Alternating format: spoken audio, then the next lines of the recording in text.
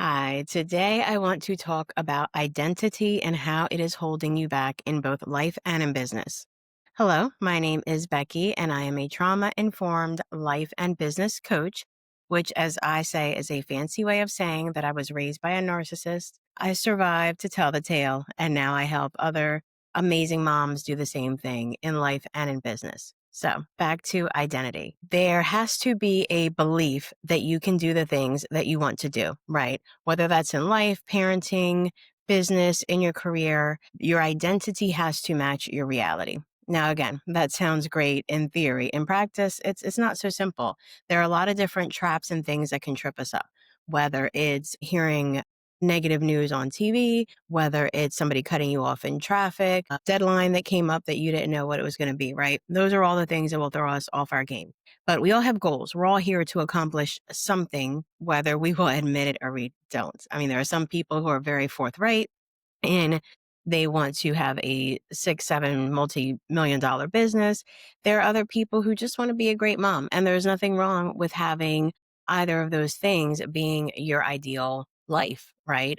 But it all boils back to identity and becoming the person that you want to be.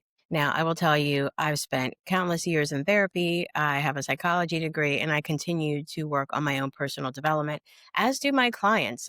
I tell my kids pretty frequently, you stop learning when you're dead. We always get to evolve and do the next thing.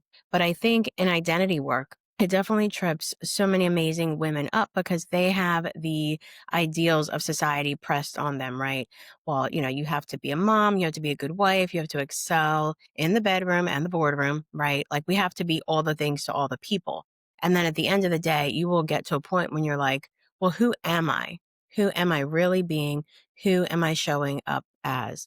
Now, my clients are both, again, just moms wanting to do amazing things, be advocates, and just live their best life. And some of my clients are also, again, high achieving entrepreneurs. They all want the same things. It just depends on what their reality looks like to them and what identity they choose to adopt. It's not, okay, let's sit on our couch and talk about our childhood.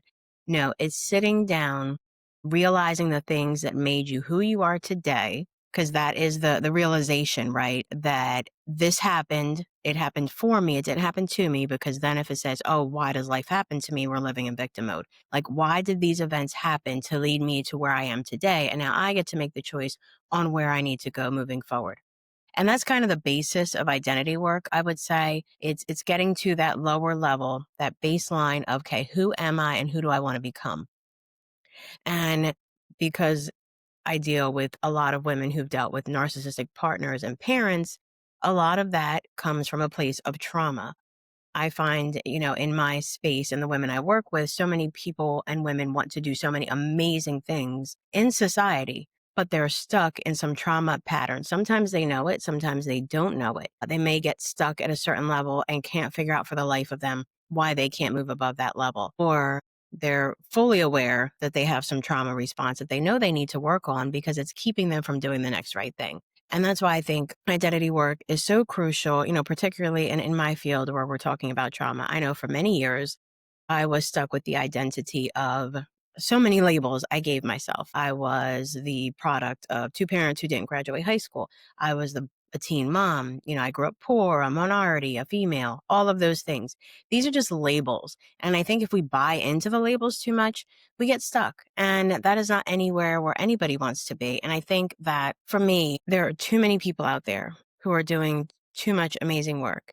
And I think that we live in a time where society's a little divided, a little conflicted, and definitely in need of more leaders, more change makers, and more people who just want to be good humans. And I think that for those of us who have overcome said obstacles, it is our duty and obligation to reach back to those who maybe are still stuck at whatever level that they're at. And this is not to shame or blame anyone because you don't know what you don't know. And if you don't know that kind of help is out there, it can be challenging. I mean, I was pretty much in the wilderness myself for 20 years, thinking I was doing the right things and burning out at the exact same time. So, what I want to leave you with today, think about how you perceive your identity and how others perceive your identity and where those two things are congruent and where they're not. and what needs to change and what your goals are moving forward. Once you establish that baseline of identity, then you can decide what the next right thing is to do. And again, I'll do the same thing that everybody else does. Like, subscribe, share this, and in the description of the video, there will be some links to follow me as well as a application to see what it might be like to work with me or to even continue this discussion further. So until then, be you, be great, and have a good day.